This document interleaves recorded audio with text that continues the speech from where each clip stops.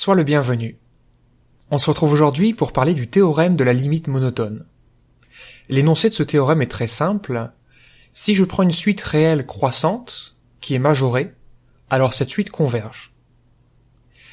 Tout d'abord, je tiens à faire remarquer que cet énoncé peut être précisé en disant que sous ces conditions, la suite va converger vers la borne supérieure de l'ensemble des valeurs qu'elle prend. Alors on va faire la démonstration, et naturellement la première chose qu'on va établir, c'est l'existence de cette borne supérieure. Alors ce que je vais faire, c'est que je vais prendre une suite UN qui est croissante et majorée, et expliquer que l'ensemble des valeurs qu'elle prend, c'est une partie qui est non vide et majorée de R, et qu'il y a une propriété dans le cours qui dit que toute partie non vide et majorée de R admet une borne supérieure. Donc ça me garantit que mon énoncé a du sens. Maintenant, je vais écrire mon but, en revenant à la définition de la limite. Quel que soit epsilon positif, il existe un rang à partir duquel la distance entre UN et L est plus petite que epsilon. Et si j'aime pas la valeur absolue, je peux mettre ça sous forme d'un encadrement en disant que UN va être compris entre L moins epsilon et L plus epsilon.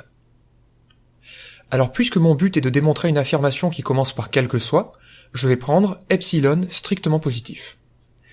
Maintenant dans mon énoncé, il est question d'une borne supérieure. Alors ça serait bien de me ramener à la caractérisation de la borne supérieure qui utilise les quantificateurs, puisque vraisemblablement dans mon objectif, il y a ce genre de quantificateur. Alors qu'est-ce que je vais dire ? Eh bien je vais dire que d'une part, pour tout entier naturel n, UN est plus petit que L, et d'autre part, qu'il existe un certain entier, tel que L moins epsilon soit strictement plus petit que UN0, lui-même qui va être inférieur ou égal à L par le premier point en réalité. Alors ça, c'est ce qu'on appelle la caractérisation de la borne supérieure. Mais la question, c'est comment on retient ça ? Eh bien, c'est très simple.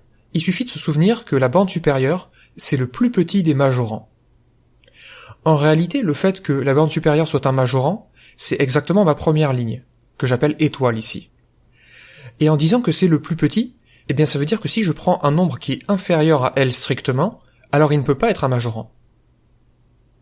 Donc ici, ce que je vais dire, c'est que le réel L moins epsilon, il est strictement plus petit que L, donc ce n'est pas un majorant de la suite. Donc ça veut dire que la phrase « pour tout entier naturel n, UN est plus petit que L moins epsilon » est fausse. Et donc si je fais la négation de cette phrase-là, j'obtiens naturellement qu'il existe un entier n0, tel que UN0 est strictement plus grand que L moins epsilon. Donc si tu as du mal à retenir la caractérisation de la borne supérieure, souviens-toi de cette phrase, le plus petit des majorants, et tu peux essayer de retrouver les expressions avec les quantificateurs à partir de cette phrase en français. Donc ça, c'était la caractérisation de la borne supérieure. Alors maintenant, on va regarder alternativement notre but et ce qu'on vient d'établir ici quant à la borne supérieure L. On a quelque chose qui ressemble un peu au but. On a l'existence de N0, mais par contre, on n'a pas le quel que soit n plus grand que n0, et on a un encadrement qui serait assez satisfaisant, puisque si j'ai mon encadrement qui est à gauche, avec 2 étoiles, alors j'aurai l'encadrement qui est à droite, puisque c'est un encadrement qui est plus large. Alors la question que je me demande, c'est puisque j'ai un entier n0 qui satisfait l'encadrement, peut-être que tous ses successeurs satisfont aussi l'encadrement. Et c'est justement ce que je me propose de démontrer. Donc la première chose que je vais faire, c'est que je vais choisir n0 un tel entier. Donc j'ai utilisé l'hypothèse 2 étoiles. Maintenant, la suite UN elle est croissante.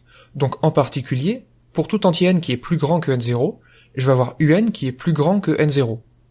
Et UN0 d'ailleurs, il est strictement plus grand que L moins epsilon par 2 étoiles. Sauf que maintenant, si j'utilise la relation étoile, UN est plus petit que L. Et maintenant, je me rends compte que j'ai un encadrement ici du terme UN qui est encore plus exigeant que celui de mon but, puisque j'ai démontré que UN était compris entre L moins epsilon et L, et on me demande de démontrer qu'il est compris entre L moins epsilon et L plus epsilon. À partir de mon encadrement, a fortiori, j'ai l'encadrement que je souhaitais pour accomplir mon objectif. Et si je fais le récapitulatif, j'ai bien démontré que quel que soit epsilon positif, il existe un rang à partir duquel la distance entre le terme de la suite et L est plus petit que epsilon, donc j'ai démontré que la suite UN converge vers L. Ce qui achève la démonstration du théorème de la limite monotone. Si je devais apprendre cette démonstration, résumée en quelques phrases, je dirais ceci. La première chose, c'est que la borne supérieure existe. La deuxième chose, c'est écrire la caractérisation de la borne supérieure à l'aide de la phrase « le plus petit des majorants ». Cette caractérisation me donne l'existence d'un certain entier tel que j'ai un encadrement. Et il s'avère, troisième chose, qu'à partir de cet entier-là, en fait, j'ai l'encadrement que je souhaitais obtenir à la base. J'espère que cette émission t'a plu, et je te retrouve demain pour établir quelques propriétés des suites réelles convergentes. En attendant, je te souhaite une excellente journée, et je te dis à la prochaine.